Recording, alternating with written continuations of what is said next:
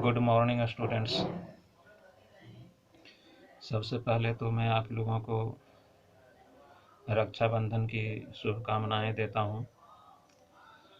उसके बाद ललद्यद के तीसरे वाक पर आज हम लोग चर्चा करेंगे।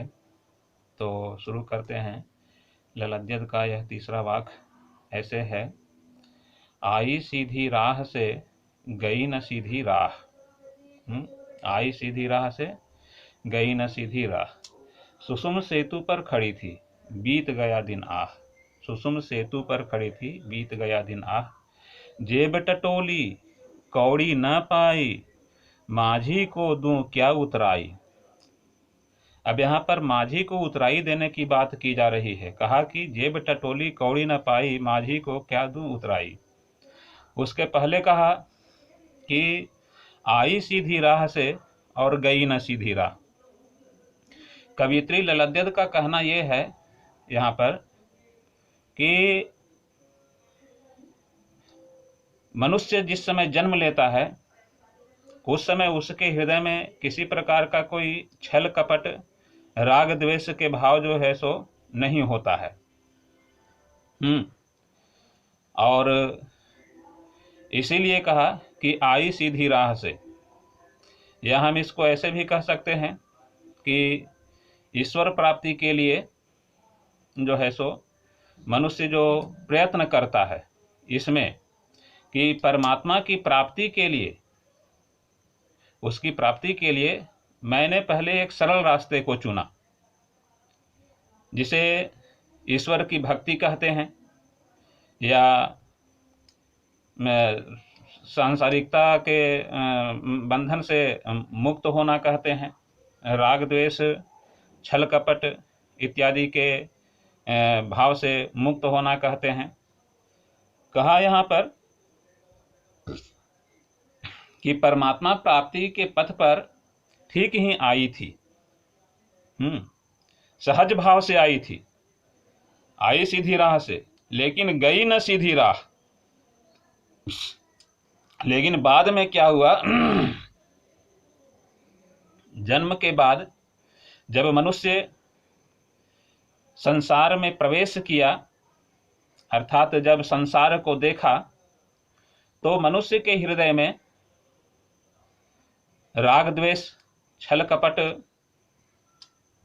घृणा ईर्ष्या इत्यादि के भाव जो हैं सो भर जाते हैं। तो ऐसी स्थिति जो है सो उत्पन्न हो जाती है कवियत्री ललद्यद के साथ। आगे कहती हैं कि ईश्वर की प्राप्ति के लिए एक बिल्कुल साधारण सा, बिल्कुल सरल सा रास्ता मैंने चुना था, लेकिन मैं उस सीधे या साधारण रास्ते पर न चल करके सुषुम सेतु अर्थात सुषुम्ना नाड़ी को जागृत करने में लग गई। जिसे साधक लोग जागृत करते हैं वह नाड़ी जो है सो कहते हैं कि हमारे शरीर में जो है सो 3 नाड़ियां हैं, जो कि प्रधान नाड़ियां। एक का नाम है ईड़ा, दूसरे का नाम है पिंगला और तीसरे का नाम है सुषुम्ना। तो ईड़ा और पिंगला ये जो 2 नाड़ियां हैं उसके मध्य भाग में जो है सो सुषुम्ना नाड़ी स्थित है। और यह सुषुम्ना नाड़ी जो है सो नासिका के मध्य भाग में स्थित है, ठीक है, जिसे ब्रह्मरंध्र भी कहते हैं। इससे जो है सो साधक अपनी कुंडलिनी को जागृत करता है और इससे ईश्वर का साक्षात्कार व्यक्ति को होता है। तो यह जो है सो एक प्रकार का हठ योग कहलाता है, एक प्रकार से यह हठ योग है। मतलब इससे भी साधारण उपाय है ईश्वर की प्राप्ति के, लेकिन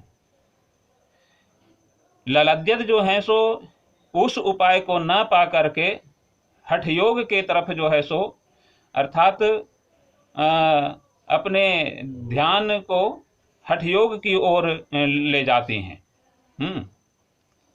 और इस दौरान जो है, उस हठ योग के दौरान अर्थात सुषुम्ना नाड़ी कि साधना के दौरान उन्होंने कोई भी सत्कर्म नहीं किया, उन्होंने कोई भी सत्कर्म नहीं किया। और हुआ क्या कि धीरे धीरे जो है सो जीवन बीतता चला गया। जब जीवन बीतता चला गया तो मृत्यु का भी समय नजदीक आ गया। अब है क्या कि जब मृत्यु का समय नजदीक आ गया, जब मृत्यु आई तो भाई इस संसार से उबरने के लिए लेखा जोखा देना पड़ता है कि आपने इस संसार में क्या सत्कर्म किए हैं। ठीक है, तो ललद्यद कहते हैं कि जेब टटोली, अर्थात आत्मालोचन किया, अर्थात अपने भीतर झांका कि मैंने अपने जीवन में कौन कौन से सत्कर्म किए हैं। ठीक है, कौन कौन से सत्कर्म किए हैं। तो वहां पर इन्होंने देखा कि मैंने तो अपने जीवन में जो है सो कुछ भी सत्कर्म किया नहीं। तो कहा क्या कि जेब टटोली, आत्मालोचन किया। जेब टटोली, आत्मालोचन किया। जेब टटोली कौड़ी न पाई, अर्थात अपने सत्कर्म रूपी मेहनताना को नहीं पाया, अर्थात अपने पाया ललद्यद ने कि मैंने अपने जीवन में कोई भी सत्कर्म जो है सो नहीं किया। अब माझी को उतराई देने की बात आई है कि माझी को उतराई क्या दूं, अर्थात ईश्वर जो है सो जो इस भव सागर से, अर्थात इस संसार रूपी सागर से हमें जो पार उतारेगा, ठीक है, उस माझी को, उस ईश्वर को हम जो है सो इस भव सागर से पार उतारने के लिए क्या देंगे। तो यहाँ पर कवयित्री को जो है सो निराशा हाथ लगती है, कवयित्री को निराशा हाथ लगती है। ठीक है, कवयित्री ललद्यद कहती हैं कि मैं आई तो सीधी राह, परमात्मा या ईश्वर की साधना या भक्ति के राह पर, अर्थात परमात्मा प्राप्ति के पथ पर ठीक ही आई, लेकिन गलती से हठयोग का मार्ग पकड़ लिया और वह जीवन भर सुषुम्ना नाड़ी को साधने का प्रयास करती रही, जीवन भर सुषुम्ना नाड़ी को साधने का प्रयास करती रही, कुंडलिनी जागृत करने में लगी रही और इसी में इनका सारा का सारा जीवन जो है सो व्यतीत हो गया। अब जो है सो कवयित्री को दुख है इस बात का कि जीवन के अंत में उसने जब आत्मालोचन किया, जेब टटोली, तो उसने पाया कि मैंने कोई भी सत्कर्म किया ही नहीं, अर्थात कौड़ी पाई नहीं। कौड़ी पाई नहीं से तात्पर्य है कि मैंने अपने जीवन में कोई भी सत्कर्म नहीं किया और यह सारा का सारा जीवन हमारा जो है सो व्यर्थ हो गया।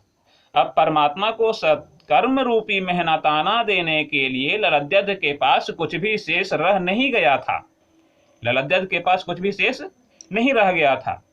अब कवयित्री के पास जो है सो पश्चाताप के अलावा और कुछ भी नहीं की है। तो इस वाक्य में ललद्यद ने अपने पश्चाताप को उजागर किया है। उसने, अर्थात ललद्यद ने परमात्मा से मिलने के लिए सामान्य भक्ति मार्ग को न अपनाकर, सामान्य भक्ति मार्ग को न अपनाकर हठयोग का सहारा लिया, अर्थात भक्ति रूपी सीढ़ी को न चढ़ करके, अर्थात साधारण रूप से ईश्वर की भक्ति रूपी सीढ़ी को न चढ़ करके कुंडलिनी को जागृत करना चाहा। ठीक है, अर्थात हठयोग में लीन हुई, सुषुम्ना नाड़ी को साधने चली थी। और सुषुम्ना नाड़ी को साधने के लिए जो है सो उन्होंने जो ये परमात्मा और स्वयं के बीच एक पुल बनाया। ठीक है, और वह पुल जो है सो उनका पूरा हो नहीं पाया, तैयार नहीं हो पाया, क्योंकि उनसे जो है सो सुषुम्ना नाड़ी सधी नहीं, कुंडलिनी जागृत कर नहीं पाई। और ईश्वर प्राप्ति के जो साधारण से तरीके हैं, जो भक्ति मार्ग से भी तो ईश्वर को प्राप्त किया जा सकता है, तो उस तरीके को तो उन्होंने अपनाया नहीं और सुषुम्ना नाड़ी को जागृत करने में जो है सो असफल हो गई। तो ये जो असफलता है उनकी, यह सिद्ध करती है कि उनका जीवन जो है सो संपूर्ण सारा का सारा जीवन जो है सो उनका व्यर्थ चला गया। इसलिए कि उसने तो कोई सत्कर्म इस दौरान किया ही नहीं। सामान्य यदि भक्ति रूपी कर्म करती रहती ईश्वर की प्राप्ति के लिए तो कई तरह के सत्कर्म करती, ठीक है। और सत्कर्म करती तो जेब टटोलने पर अर्थात आत्मलोचन करने पर, अपने भीतर झांकने पर, अपने सत्कर्मों को देखने पर उन्हें पता चलता कि हाँ मैंने भी कुछ किया है।